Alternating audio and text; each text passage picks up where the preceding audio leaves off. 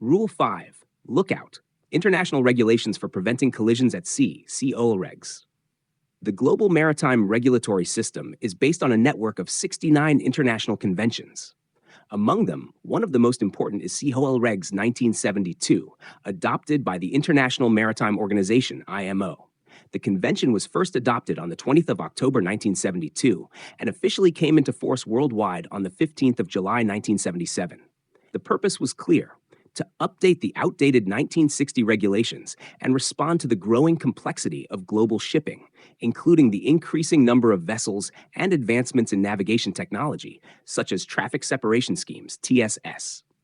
However, for COLREGs to take effect globally, certain conditions had to be met. Article 4 of the convention set a requirement that at least 15 states, representing 65% of the world's merchant tonnage, had to ratify the agreement. Furthermore, the convention could not enter into force before 1st of January 1976, marking a significant moment in the evolution of maritime law. Once in force, COLREGS 1972 replaced the earlier 1960 version, and the IMO Secretary General was tasked with notifying all contracting governments of the effective dates. Malaysia has ratified 31 out of 69 international conventions, and COLREGS 1972 is one of the most important. As a responsible member of the international community, Malaysia ratified the convention on 23rd of December 1980, incorporating it into its domestic law through the Merchant Shipping Collision Regulations Order, PUA 438/1984, under the Merchant Shipping Ordinance 1952, MSO 1952, just a few years after the Global Convention came into force. That same date marked the official implementation of COLREGs within Malaysia's legal system. But ratifying an international convention is just the beginning. For these regulations to be truly enforceable within a country's borders, they must be domesticated into national law. In Malaysia's case, COLREGS 1972 became part of the national legal framework through the Merchant Shipping Ordinance 1952, MSO 1952, specifically under Section 252. This section grants the minister the authority to create regulations that prevent collisions at sea, including those related to lights, fog signals, and sailing rules. These regulations must be followed by all ships navigating on the high seas or in navigable waters connected to them. Failure to comply constitutes an offense, and vessel masters may not exceed RM 10,000 for each violation. Once the COLREGs were domesticated, Malaysia took it a step further, ensuring its rules were kept up to date. The country implemented COLREGs domestically through a series of orders and amendments. For example, the Merchant Shipping Collision Regulations Order 1984 incorporated the original 1981 IMO amendments, while the 2000 and 2023 amendments incorporated further changes to reflect updates in international maritime practices. Each of these amendments ensured that Malaysia stayed in line with the latest international standards set by the IMO. To make sure that COLREGs was not just written down but enforced, Malaysia also issued Malaysia Shipping Notice 11/2023, which formally announced the gazetting and enforcement of the 2023 Amendment Order. This ensured that all relevant parties, including ship owners, operators, and training institutions, were aware of the new compliance requirements and could update their safety management systems and procedures accordingly. In addition, Section 81 of the MSO 1952 mandates that ship owners keep the latest versions of Malaysian legislation, international rules, and safety publications accessible on board.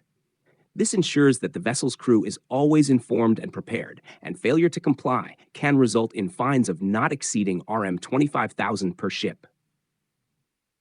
The Director of Marine also plays a crucial role under Section 59A, with the power to issue Malaysia Shipping Notice N to enforce these rules, creating a legal ecosystem that ensures COLREGs are continuously updated and followed. Through this comprehensive regulatory framework, from COLREG's international adoption to national ratification, domestication via MSO 1952, and operational enforcement through statutory orders and Malaysia shipping notices, Malaysia ensures that COLREGS 1972 is not just a set of theoretical regulations.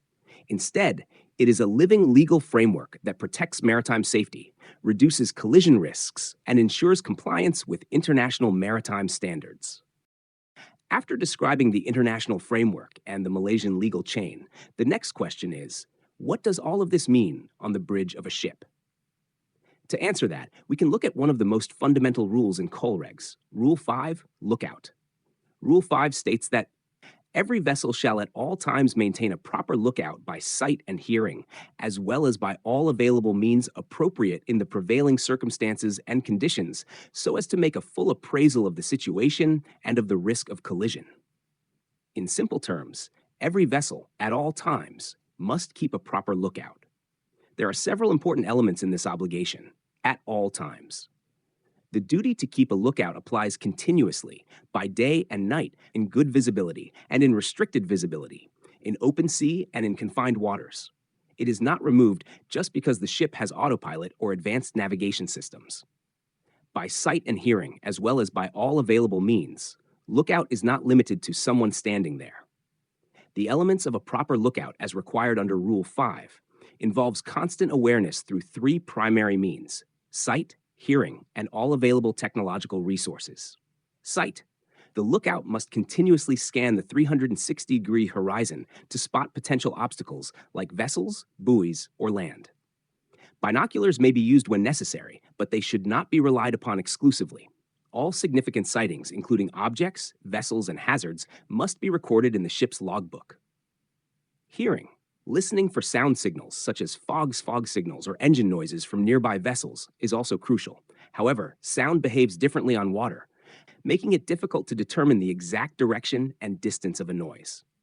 To enhance hearing, bridge doors or windows should be kept open when safe to do so, especially in enclosed bridge areas.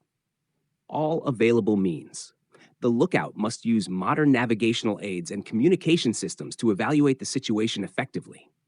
These tools include radar to detect vessels or obstacles beyond the visual range, ARPA, Automatic Radar Plotting Aid, to track targets, AIS, Automatic Identification System, to identify nearby vessels, and VHF radios to receive warnings or traffic information.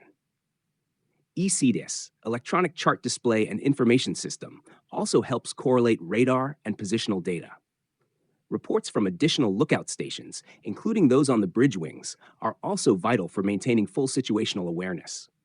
The lookout personnel play a vital role in ensuring navigational safety and compliance with Rule 5. Typically, a seaman assigned as a lookout is stationed forward on the vessel to minimize distractions from the bridge and maintain focus. The lookout's responsibilities include reporting any potential hazards, such as lights, vessels, buoys, or floating debris, and providing the bearing and approximate distance of the object sighted. The officer of the watch, OOW, holds ultimate responsibility for ensuring that the lookout is maintained at all times. The OOW must combine information from the lookout, visual observations, radar and AIS data, and the vessel's navigational status to assess the situation.